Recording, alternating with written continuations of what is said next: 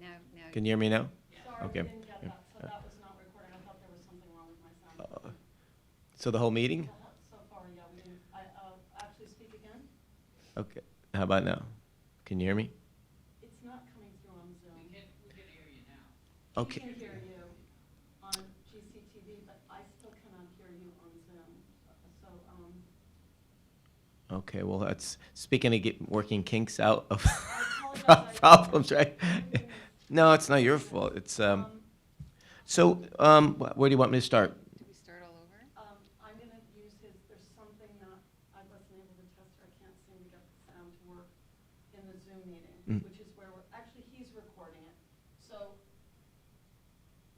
I think you should, for him, I mean, he didn't get any of that recorded. All right, so We could do it for both. we'll start from the, going into the approval of minutes. How's that? Okay? And, And Don's recording, because what I'm going to do is actually, if you could give me a second, I'm going to go to YouTube. and I'm gonna switch his- I'll go through my, State for the record, though, that the vote, the minutes were all approved, and sometimes do it a second time. Because there is no requirement. yeah. Okay, yeah, that's, that, Recordings yet. yes. Because it's a hybrid meeting. Okay, yeah, so I will state for the record that there was a technical malfunction with my microphone. I didn't have the microphone on. Either that or it's Ken Borsick's fault, whatever happened. But we did approve the minutes. We started the meeting, as always, with the pledge. We approved the minutes of January 13th, the regular meeting, and the two special meetings of January 13th. And now we're up to the updates. I started with the first Selectmen's update. Welcome Beth Evans, the new Environmental Affairs Director. Gave an RTM grant update, why I did not sign it.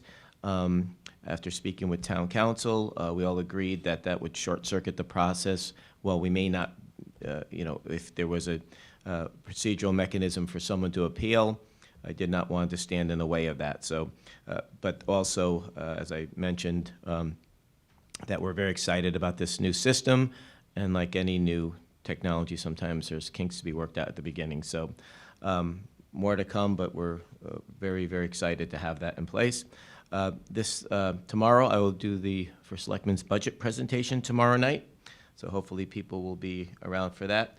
On the 17th, I swore in newly retired Greenwich Police Officer Sean Hughes as a special. So Sean's staying in the state, and we'll see him around, and we're happy to he'll be here in town working still. On the 18th, I visited the American Legion in Glenville. So there will be a ribbon cutting for the new flag pole there, and it's thank you to DPW for getting that up, and Luigi Romano for assisting with that. There's a nice light on that now, so we'll probably do that sometime in April. But also, I spoke to the veterans and said that it's my intent to we put money in the budget to help fix that building up, but it's going to take a public-private partnership. The budget really is it's being impacted by a lot of big projects, and I know not everyone is going to sail through the BET and the RTM, so we're actively looking at ways and talking to people who can help us raise some funds to really fix that up nice, and to have it be something that we're all proud of and that the vets can be very, very proud of. I also want to mention that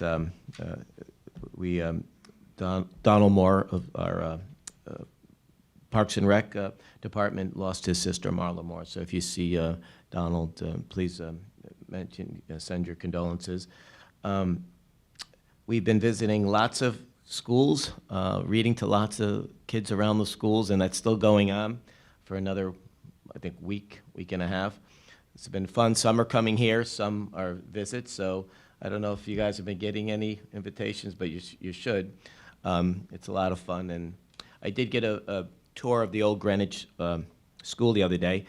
Not that I haven't been in there before, but I really appreciated the building committee and Principal Jen Benzafiago. Am I saying that right? Benzavengo. Benzavingo, that's right. I don't have it in front of me, so Benzavingo. I should know that. And it really was interesting to see how a building that was built in 1902 and has in different stages been added to. So it makes it a little bit harder when you're going to remodel something like that, because these old buildings are beautiful. So you really want to retain what you love about them, but you want to bring them up to code. And so sometimes it's easier, obviously, to build from scratch, but we don't want to do that here. So it's challenging, but they have a really good building committee in place there, and they're doing a fine job, and we're looking forward to that project going forward. Continuing meetings on the Rockefeller property, going on lots more meetings than I thought, which is really good. The town is an active participant in this. As you know, the property was listed on the market, but the family has been really good to keep us posted. They know of our desire to keep as much of that land as possible in its natural state, and to see if there's any way with the 15 or so acres that are kind of flat, to see if there's some town needs that can be addressed there, whether it's an outdoor hockey rink, whether it's a multi-purpose field. We've heard some other ideas, but there's lots of people up and down the spectrum that are interested in this property despite the price. So the good thing is that almost every single one of them has expressed an interest to work with the town and conserve a big part of that land. But we're, obviously some proposals will be better than others for the town. So we're going to continue to be an active participant there, and hopefully something really good will be coming out of that in the coming months. We had a Brooks Brothers. Brothers Brook, over in the Central Greenwich. We had the forum the other day, and it was well attended. And I want to thank DPW for, even though the study is not complete yet, a lot of it has been done, and they answered a lot of questions. There's a lot of frustration in the various parts of town due to flooding. And as I mentioned that night, having gone through it a lot, it's never easy, but they were pretty honest about what they can do and what they can't do and what people can do. And we're going to certainly, for example, we're going to certainly get the word out that people can go in brooks that run through their private property, and they can clean it out themselves. Just be very careful. We have to see if we need a policy on the books there as far as liability, but the town is not going into those private areas now. So the people, not that it would stop a 100-year storm if it's clogged up, but it can't hurt to keep the water flowing freely. So more to come on that, but we again thank DPW and all the people who participated. On January 30th, Missy Wolf will again give a presentation on colonial Greenwich. She did one at the library recently, so we spoke, and I asked if she would come to Town Hall for people that work here who may not know a lot about Greenwich, and she agreed, so we're going to do that at 4 o'clock. Also on the 30th, the Old Greenwich Association, I think you're going to be presenting there, Janet, is having their annual meeting at 7 o'clock at the Sound Beach Fire Station, and I will be presenting an award that night. I can't say who it's going to, but it should be a fun night. And that is about, on February 6th, we are swearing in a new firefighter. One chief or two firefighters, so we're looking forward to that. We're going to be hopefully getting back up to strength. Special guest, too. You have a special guest? Yeah, Chief Tisdale. Okay, is he coming? Yeah, yeah. Okay, well, I ran into him the other night at the veterans meeting. And on February 2nd, Thursday at 9 a.m., I will be discussing the budget and being tortured by the budget committee of the BET. So with that, I will turn it over to Lauren Rabin for her updates. Good morning, Lauren. Yeah, I was going to say good morning, but yeah, we're so used to 10 Good afternoon. o'clock. Good afternoon. I was testing you, I knew it. Yeah, it's so funny you get into a routine. So some of the things that I have been working on or participated in since our last meeting, we had the Western Council of Governments meeting last Thursday. One of the things that we do there is vote on the West Cog Local Transportation Capital Improvement Program, or LOTSIP. I think everybody knows because the RTM turned down the improvements at Havemeyer. That money went back into the pool, and other communities are now accessing it. So some of the newer things are fiber optics in Danbury and some intersection improvements in Stamford that we voted on. So along the lines of capital improvements, the Central Middle School Building Committee, we are working on responses to our RFP for a construction manager at risk. And speaking of budget meetings, really excited to see the first selectman and the BOE's presentation on the 24th, Tuesday night. But then the following Tuesday, starting at 9 o'clock, the 31st, is when the BOE will be presenting their operating and capital projects, which includes all the building committees.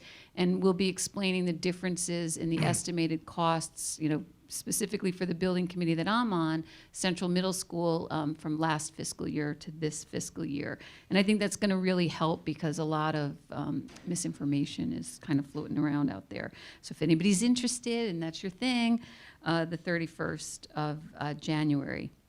Also, what we learned at WestCog, a grant foundation came in front of us. It's the Fairfield County's Community Foundation, and they serve all of Fairfield County. They're a grant-making organization, and they actually have funded 13 organizations in Greenwich, some including Neighbor to Neighbor, Ableist, YWCA, and their vision is to make a stronger local economy, increase our skilled workforce, and make sure that our community is safe and healthy. So they were just talking to us about who they are, and of course they're seeking donations, but also just trying to get the word out for their grant process. So that was informative. And anything else? Oh, and I am re-engaging as the liaison to the Commission on Aging. As we know that there was a gift to the senior center to make capital improvements in that building. So I got a tour from the staff at the senior center, and also had a nice conversation with Luigi, who I will tour the building from his perspective. So we definitely want to put that money to use to get the facility to be what our seniors deserve and expect. Thank you, Lauren. And before I turn it over to Janet, you mentioned the grant that went back and the misinformation. So I have to again comment on that.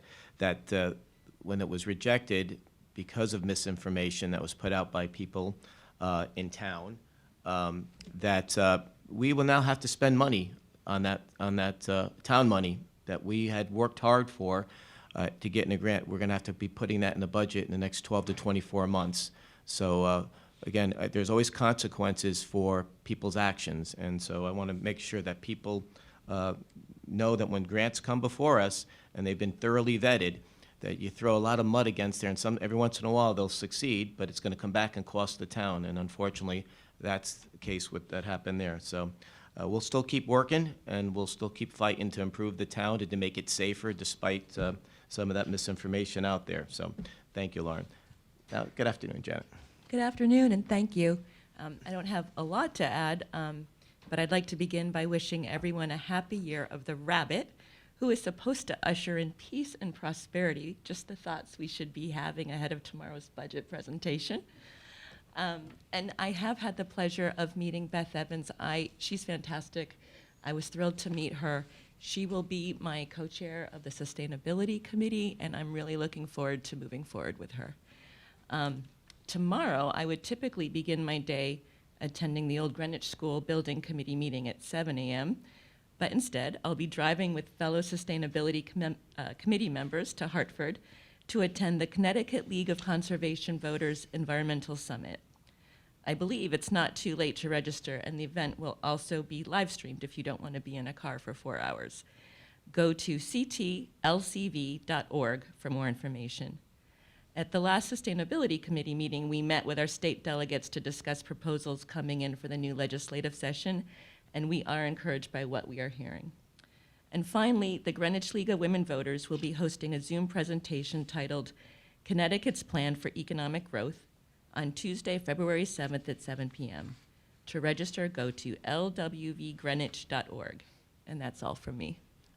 Thank you, Janet. And I think the Chinese Lunar Celebration lasts for 15 days. Okay. So if there's any events out there that people are using and celebrating, let us know. We'll get that out there on the website and in our social media pages.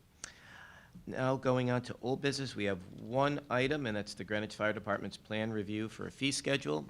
And we have Chief McHugh and Chris Pratico here, and Amina Ahmed, our town attorney. Thank you for coming this afternoon. Thank you for having us. Yeah. Good afternoon. The Good entire afternoon. team is here, as you can see. We just wanted to give you a quick update. We've been looking into the implementation and the best mechanism of implementing a fee schedule. I've been familiarizing myself with the NFPA and the fire code, and right here, thanks to the chief and the fire marshal, but there are some issues that need to be ironed out. So we've been working jointly to make sure we come back to you when we have a full analysis done in terms of how the fees can be implemented. So I have been working with these two gentlemen here, and we'll be back. So in roughly a time period, in case somebody asks, in the next month?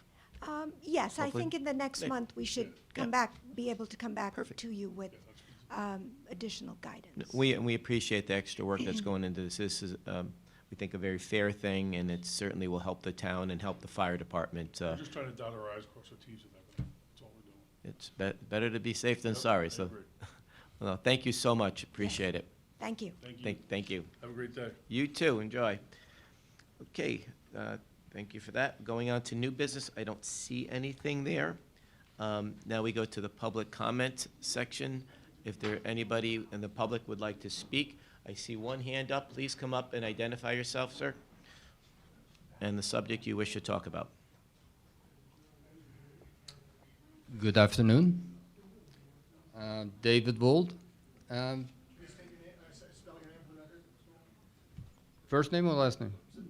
Okay, W-O-L-D as in David. I brought forward in June last year the question about getting a historic plaque on the Byram School, and I would like to resubmit, or whatever it's called, that application or question.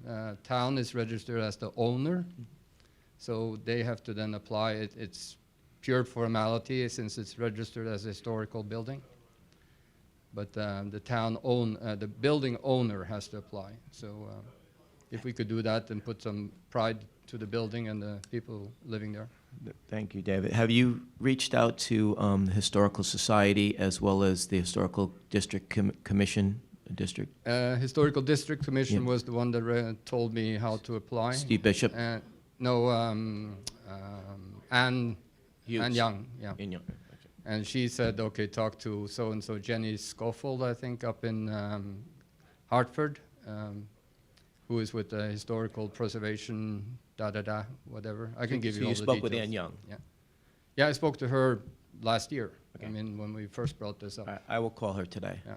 and see what else. And then, that's- it's a very simple, it's just It- we, the owners, would like to, and then $35 for a plaque or something. Yeah, we're working on several things with them, so that I'll give her a call today on that.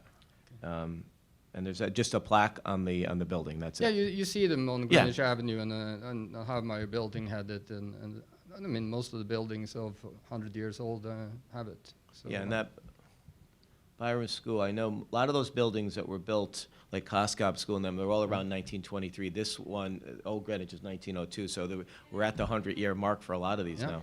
Yeah. So, I So is mean, it 1923? Quickest putting me quote. on the spot now, No, but no, I think it's it's probably- no, I think it's 1923 for the Byram School. Yes. Yeah, I it's mean probably the around original section of it. Yes, All right, no, that's but good. it's 100 years. Yeah, So, okay. I'll reach out to Ann, and then we want to circle back in the next meeting in 2 weeks, and I'll let you know where we are with Okay, that. good. Then there was question of putting it permanently into the budget, the wreaths for Memorial Day and Veterans Day. It's in. It's in, okay. And then, as you mentioned now at the American Legion, that it should be a private-public partnership. Was there anything put into the budget? There was also talk about the roof at the Bar and Vets. There was. Don't have it in front of me. We did put something in there with Luigi Romano. We spoke about it. I'm not hopeful that that's going to survive, but I have spoke to somebody who wanted to donate money already, and we have I spoke with Peter LeBeau about maybe doing some fundraisers for the community, fun ones, to come in and raise some money so we could present it to the town and say, hey, we're getting a head start on this, because it's not just the outside we want to fix up, the inside needs to be fixed up. It's really dated, as you know, and it could be a great community center for everybody, a little village green, but when the vets have something and the veterans come down from all over the state, we want to be something that we can be proud of and to show that we support our vets. So that's the reason for this. I mean, that's one section of the vets. That's the American Legion. But the Byron Vets is facing a $40,000 to $50,000 renovation of the roof. It's been patched and patched for 20 years. Who's the owner of that building? The Byron Vets. Byron Vets. Yeah.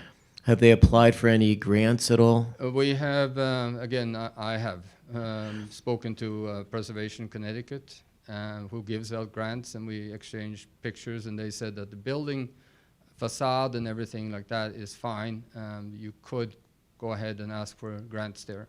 But I understand that at the last Veterans Council meeting, it was brought as an umbrella grant or application to the town for the American Legion, the flagpole, the Byron Vets. Flagpole at Byram. Yeah, Yeah. that's covered. Yeah. But So if you're moving forward, I thought there was talk about 200,000 or something like that.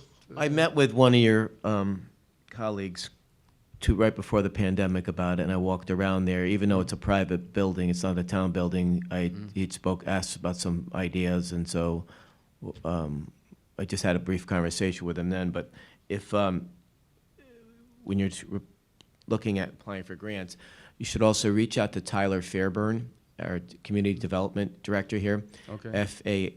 Just send me an email. I'll copy Tyler on it and ask him, because he's really good with grants, and see if there's something there. He may find something else that could help with that. Okay. Tyler So- Fairburn. So just send me an email today, Yeah. firstselectmen@greenwichct.org, and then I'll respond to you and I'll copy Tyler. Yeah, because I thought there was a in the budget that there was a talk about the 200,000. For Byram? No, for the vets in general in Greenwich, I don't think so. from the Veterans Council meeting. No. I don't think so, but I'll have to double check. But I know we put something in for the Veterans Building. Maybe that's what they were talking about. American Legion. That's probably what they were talking about. But again, with all these competing things and with schools and everything, I don't suspect that's going to survive. But we're still, going to go forward with this anyway. And I think when we do the ribbon cutting for the flagpole in Glenville, we're talking about doing it maybe in the spring, like in April when it's a little warmer. That'd be a good time to maybe focus a little bit on what we want to do as far as the fundraising efforts, how you want to do it, and to get an overall view of how much this is going to be. Both in Luigi Romano did do a little bit an estimate of what it would cost, and I think that's where the 200,000 may have come from. Okay. But it's a lot. But it's needed. I mean, inside the bathrooms, the kitchen, it's something from like the 1940s, and outside is tired. So we want to fix it up. Yeah. No, I agree. So, All right. So I'll send the email today, David, and then Yeah. I'll call Ian on the other thing for the plaque. Thank you. All right. Thank you. Appreciate it. Fred, for that American Legion building, I know, as we await the corridor improvements for Glenville Street, Pemwick, Weaver Street, and there's the public-private partnership to, do the Corridor. it's like the lamps and make it more sort of feel villagey. I wonder if we start to talk to that same group of people, because we did look at that building and how we can get more community usage out of it, even if we made it a little bit of I don't want to say a library, a quote-unquote library, but, learn about Glenville, learn about, the origins of that section of our town type thing. Great idea, and that's a group that we thought about asking eventually when we start this effort. It's a group that got together to lobby for the Glenville restoration and enhancement. So, yeah, they would be a natural for this. For a second time, Mr. Wold is. I know. I come with warnings. Yeah. I just forgot completely to ask about the progress on the Eugene Morlow Park. We talked about the benches and signs and all this stuff.